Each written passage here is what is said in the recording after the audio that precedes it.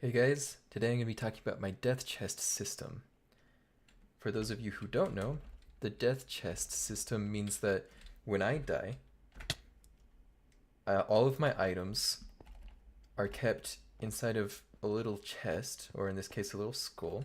And when I walk next to it, I get all of my items back into my inventory, and they'll never despawn. So the purpose of this is if you don't want to lose all of your items or have them despawn before you get back to them after you die, it's perfect to put this into your world or your server so that you have plenty of time to get back to wherever you died and get all of your items back without having to worry about them despawning or getting destroyed. To implement this into your own worlds, all you have to do is copy and paste this into your world, making sure that you get all of these redstone components with blocks underneath them so that they don't break off or aren't missing.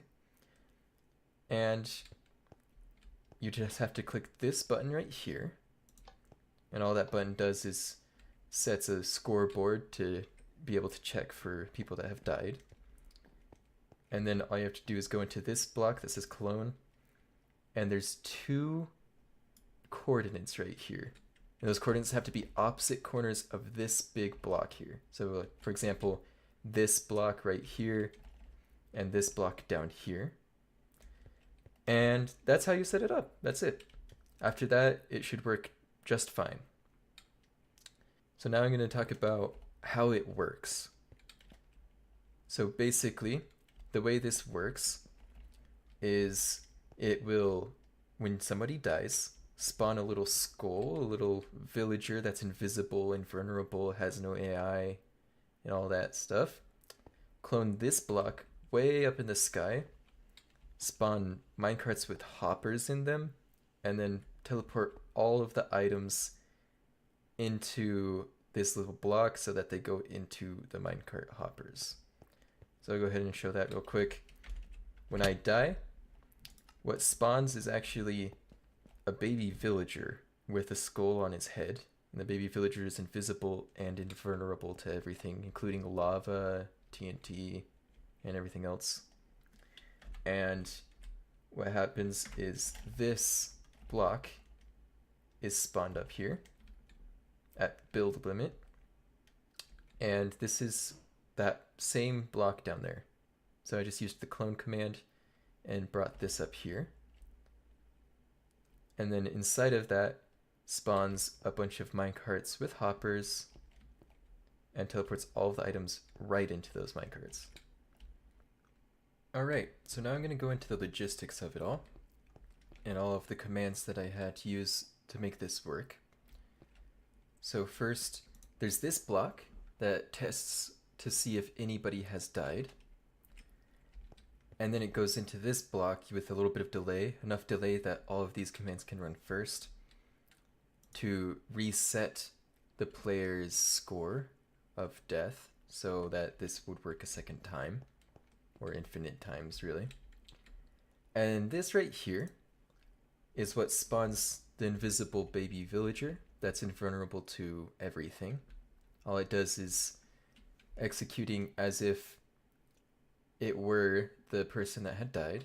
So relative to their position, summons a villager that is a baby, has no AI, is invulnerable, and I give it a custom name to be able to easily check for it.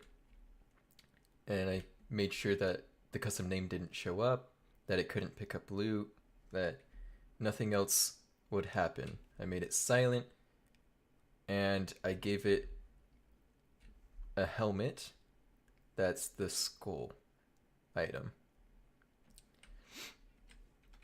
Then I go ahead and clone this big block from that corner to this corner up to build limit height.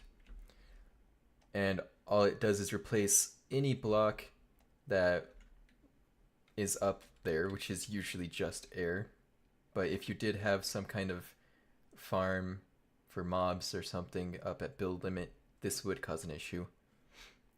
but under normal conditions, there's nothing that's going to be that high in the sky. So this just clones that block way up in the sky. And then next, these blocks here will go ahead and summon a hopper minecart inside of there. So there's enough of those to be able to fill a whole inventory's worth of items. And then it teleports all of the items that are around the person who has died into those minecart hoppers. And that's how a death chest is successfully created. Now, what happens next is that block that was created way up in the sky is constantly checking to see if there's a player within the radius of that death skull, that little grave. Then it'll teleport all of the hoppers to the grave itself and kills all of those hoppers instantly so that all of the items drop down next to the player.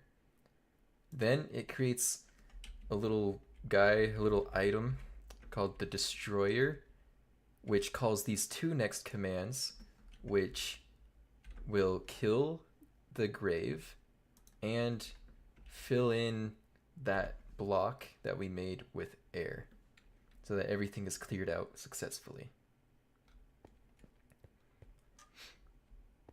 So that's how that all works. And hopefully you guys enjoyed this. If you did, please hit that like button, subscribe, and if you have any suggestions on how to make this better, or maybe something I overlooked, go ahead and put those down in the comments. And I'll see you guys later.